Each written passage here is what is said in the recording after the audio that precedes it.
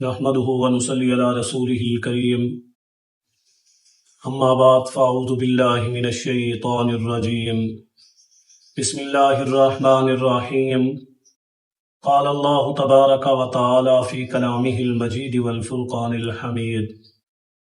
ألم تر إلى الذين أوتوا نصيبا من الكتاب يدعون إلى كتاب الله ليحكم بينهم ثم يتولى فريق منهم وهم معرضون ذلك بأنهم قالوا لن تمسنا النار إلا أياما معدودات وغرهم في دينهم ما كانوا يفترون صدق اللہ العظیم۔ میرے واجب الاحترام خواتین و حضرات، ارشاد باری تعالی ہے الم تر الی الذین، کیا آپ نہیں دیکھتے ان لوگوں کی طرف اوتوا نصیبا من الکتاب، جن کو دیا گیا کتاب میں سے کچھ حصہ، یدعون الی کتاب اللہ، جب بلایا جاتا ہے ان کو اللہ کی کتاب کی طرف، لیحکم بینہم،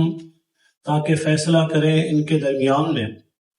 ثم یتولی فریق منہم، پھر اعراض کرتا ہے ان میں سے ایک فریق، وہم معرضون، اور وہ روگردانی کرتے ہیں، اعراض کرتے ہیں۔ اللہ تعالی اس آیت کے اندر یہ فرما رہے ہیں کہ آپ دیکھیں ان لوگوں کی طرف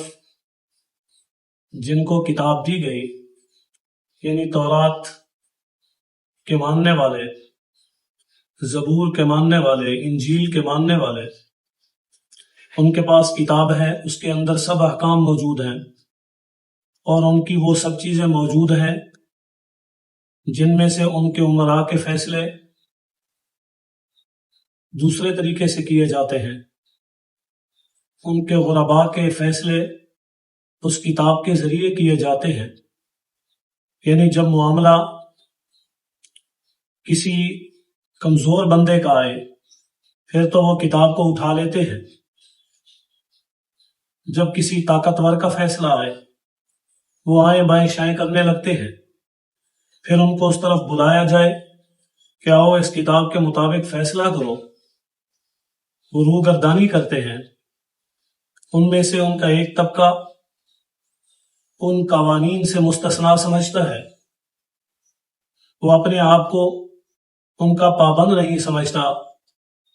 اور وہ اعراض کرنے لگ جاتے ہیں، یہاں تک کہ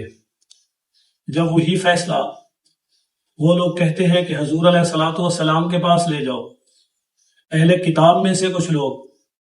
تاکہ وہاں سے ہمیں کوئی ریلیف مل جائے گا، وہ آپ علیہ الصلوۃ والسلام کے پاس بھی آئے، آپ نے فرمایا کہ آپ کی کتاب کے اندر اس بارے میں کیا لکھا ہوا ہے؟ تو ان لوگوں نے جب اسے پڑھا تو اس میں ڈنڈی مارنے لگے، جو چیز اس کے موافق تھی وہ تو پڑھ دی، اور جس آیت کے اندر گرفت ہو رہی تھی اسے انہوں نے تلاوت ہی نہیں کیا۔ وہاں موجود حضرت عبداللہ ابن سلام جو یہودیوں کے بڑے تھے، بڑے علماء میں سے تھے، ان لوگوں نے ٹوکا کہ آپ یہ کیا کر رہے ہیں؟ کچھ حصہ تو تلاوت کر دیا ہے لیکن کچھ حصہ تم نے چھپا لیا ہے۔ جب یہ بات سامنے آئی، آپ علیہ الصلوۃ والسلام نے فرمایا کہ آپ اپنی کتاب کے مطابق فیصلہ کیوں نہیں کرتے؟ معلوم یہ ہوا کہ وہاں دو قوانین تھے، ایک کمزوروں پر لاگو ہوتا اور ایک طاقتور لوگوں پر لاگو ہوتا، اور وہ لوگ جو ان کے امراء تھے،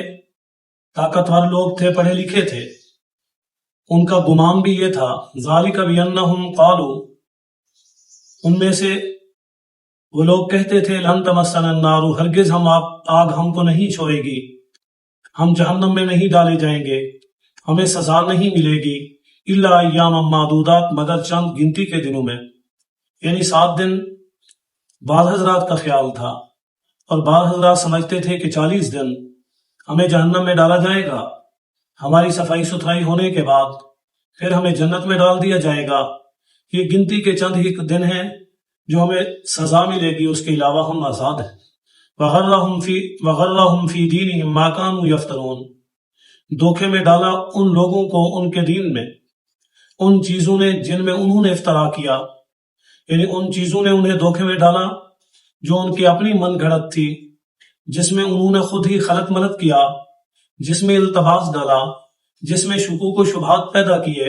جس کے اندر تحریفات کی، وہی تحریف شدہ چیزیں انہیں خود ہی دھوکے میں ڈال رہی تھی، اور انہی چیزوں کی وجہ سے یہ لوگ ایسی حرکات اور سکنات کر رہے تھے۔